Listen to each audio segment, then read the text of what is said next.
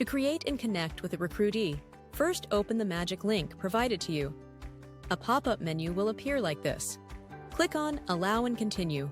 Subsequently, it will prompt us for a Recruitee Company ID and a Recruitee API token. To obtain these, navigate to the Recruitee ATS dashboard and click on your profile settings. Now, scroll down to the section for Apps and Plugins and select Personal API Access Tokens. In this section, locate the company ID, copy the company ID, and then paste it into the Recruitee Company ID field.